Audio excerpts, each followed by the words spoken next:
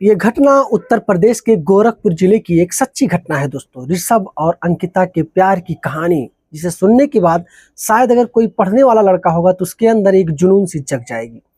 होता यह है कि ऋषभ भी इंटरमीडिएट का छात्र था और अंकिता भी इंटरमीडिएट की छात्र थी। इन लोगों की जो प्यार के किस्से होते हैं, शुरुआत यहीं से होता है इनके प्यार का। धीरे धीरे दोनों में प्यार अच्छे खासे हो जाते हैं। ऋषभ हालांकि पढ़ना खूब चाहता था। ऋषभ के मन में ये नहीं था कि वो प्यार करे, मोहब्बत में फंसे, ऐसी कुछ चीज़ें। वो चाहता था कि मुझे पढ़ लिख कर कुछ बड़ा चीज़ बनना है। लेकिन अंकिता जो थी उसको बहुत पसंद आ रहा था ऋषभ, इसलिए अंकिता बार बार ऋषभ के पीछे परेशान रहती थी, पागल रहती थी। कुछ भी करो, ऋषभ को अपने प्यार में परेशान कर लो। और कहते नहीं है कि रगड़ने से तो पत्थर भी घिस जाता है। तो ऋषभ के दिल पे कहीं ना कहीं अंकिता ने भी अपना नाम छोड़ दिया। कई महीने लगातार प्रयास करने के बाद अंकिता ने अपना दिल और ऋषभ का दिल एक कर लिया। अब ऋषभ भी अंकिता के प्यार में एकदम पागल सा होने लगा। दोनों ना तो एक दूसरे के बिना जी पाते, ना तो रह पाते। धीरे धीरे समय भी बीत रहा था, साल भी बीत रहे थे। ऋषभ ग्रेजुएशन में भी करना शुरू कर दिया, अंकिता भी ग्रेजुएशन करना शुरू कर दी। इसी तरीके से साल 2 साल बीत गए, फाइनल ईयर आ गया ग्रेजुएशन का। और फाइनल का जो समय चल रहा था, एग्जाम के बाद फिर ये दोनों मिलना जुलना काफ़ी ज़्यादा शुरू कर देते हैं। मतलब कि इनको ये भी नहीं समझ में आ रहा था कि समाज कहीं अगर इनको देख लेगा तो क्या होगा। मतलब जब भी इनके मन में ख्याल आता था मिलने के लिए, चाहे रात हो दिन हो, ये निकल जाते थे एक दूसरे से मिलने के लिए। हालांकि दोनों के जो घर थे वो बहुत थोड़ी दूरी पे थे, अप्रॉक्स 1 किलोमीटर के अंदर ही। और दोनों का जब दिल करता था, एक मंदिर होता था बीच में इनके लोकेशन के, उसी मंदिर पर अक्सर ये मिला करते थे। कुछ लड़के ऐसे थे जो अंकिता से बहुत जलते थे, क्योंकि अंकिता देखने में बहुत काफ़ी ज़्यादा खूबसूरत थी और अपने घर की बड़ी धनवान थी, बहुत ही ज़्यादा। इतनी धनवान थी कि आप सोच भी नहीं सकते। तो काफ़ी लोग इसलिए जल रहे थे कि अरे अंकिता इतनी अमीर आदमी है, उसके बाद ऋषभ जैसे भिखारी इंसान उसको दिल दे बैठी है। कुछ लड़के अंकिता को मारवाने पिटवाने के चक्कर में, ऋषभ को मरवाने पिटवाने के चक्कर में जालसाजी करने लगते हैं और फोटो वगैरह खींच लेते हैं कुछ इनके जब मिलने का समय होता था, और कुछ वीडियो वगैरह बना लेते हैं और इनके परिवार वालों को ले आके दिखाते हैं कि देख लो इसी तरीके से ऐसे ऐसे चल रहा है। अभी जब अंकिता के परिवार वाले देखते हैं, इनके भाई कुछ रहते, इनके चाचा जी रहते, इनके पिताजी रहते, तो भाई ये सब लोग देखकर एकदम पगला से जाते हैं कि इनकी बिटिया को एक लड़का वो भी रात रात में मिल रहा है। भाई अब तो बर्दाश्त का हद हो गया। फिर 4-6 लड़के एकजुट होकर जाते हैं और ऋषभ और अंकिता दोनों मिल ही रहे थे, बातचीत कर रहे थे, सब कुछ ठीक ठाक मंदिर के पीछे। तब तक पीछे से कई लड़कों ने वार कर दिया और मारते मारते हुए अंकिता के घर पर ऋषभ को लेके आते हैं। पूरा गांव समाज इकट्ठा हो गया, चारों लोग सब जगह देखने लगते हैं, भाई क्या मामला है, क्या मामला है। उसके बाद ये घटना, जब ये बात पहुंचती है ऋषभ के पिताजी के और माताजी के पास, तो वो लोग भी दौड़े दौड़े आते हैं अंकिता के घर पे। देख रहे थे कि उनके बेटे को लोग कूट रहे हैं, पीट रहे हैं। ये लोग भी पहुंचते हैं वहां पे।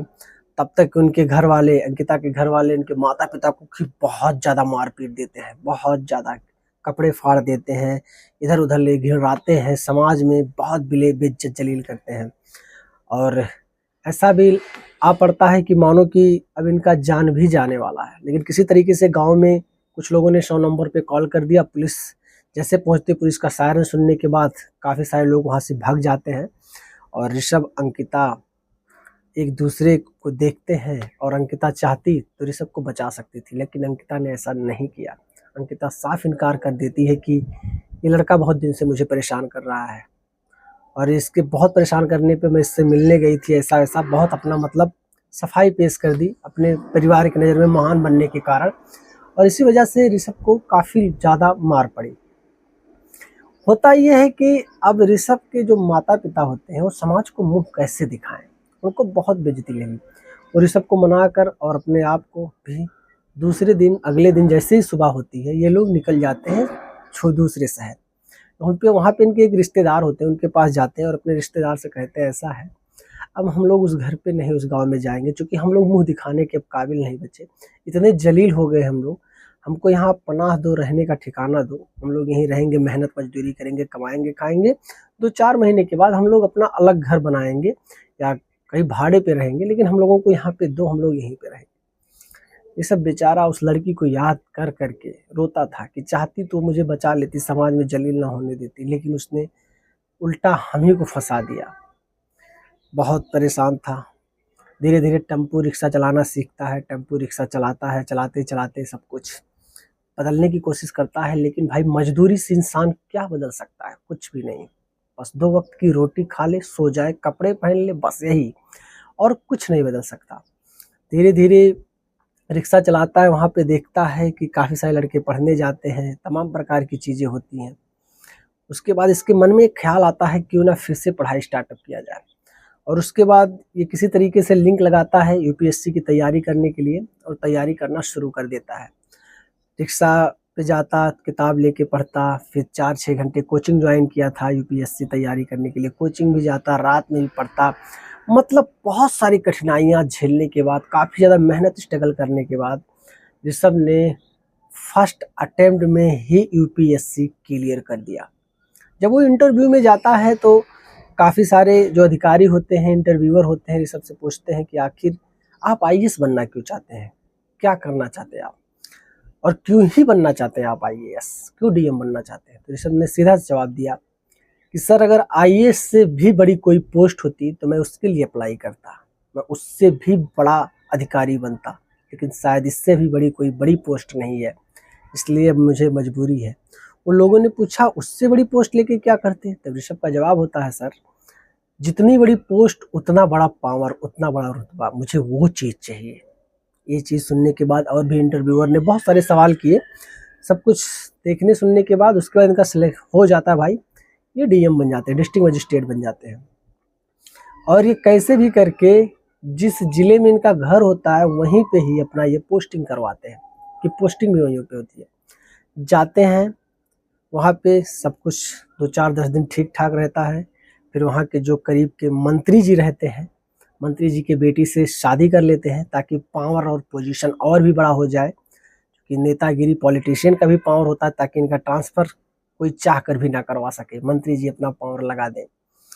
धीरे धीरे कर कर ऋषभ अपने आप में बहुत पावरफुल व्यक्ति बन जाते हैं, बहुत ही ज़्यादा। और फिर ये बदला लेने के ठान लेते हैं, और धीरे धीरे करके अंकिता के माता पिता के, इनके भाइयों, इनके चाचाओं के जितने भी बड़े व्यापार थे, जितने भी ये लोग क्राइम करते थे, सबको ये धीरे धीरे ख़त्म कर देते हैं। और फिर अंकिता के हाल ही में शादी भी अंकिता के घर वाले कर देते हैं। लेकिन अगर शादी नहीं भी की होती तो शायद ऋषभ उनको अपने लिए नहीं मांगता, बिल्कुल नहीं, क्योंकि उसका दिल टूट चुका था एकदम। वो अंकिता को देखना तक नहीं चाहता था। चारों तरफ ऋषभ कारनामे के न्यूज टीवी में, मोबाइल फ़ोन में चलते थे। ये सारी चीज़ें अंकिता भी देख रही थी। सोच सोच कर दांते तले उंगली दबा रही थी कि जिस लड़के को इसने पल भर में ठुकरा दिया, आज वो लड़का डीएम बनकर सब कुछ बदल रहा है। और आज उस लड़के की शादी यहीं के मंत्री की बेटी से हो गई है, जो कि दिखने में अंकिता से काफ़ी ज़्यादा खूबसूरत थी। तो दोस्तों, आज की छोटी सी स्टोरी जो थी बहुत ही अच्छी थी, बहुत ही दिलचस्प स्टोरी थी। जब मैंने इसको सुना, पढ़ा, मुझे बहुत ही अच्छा लगा।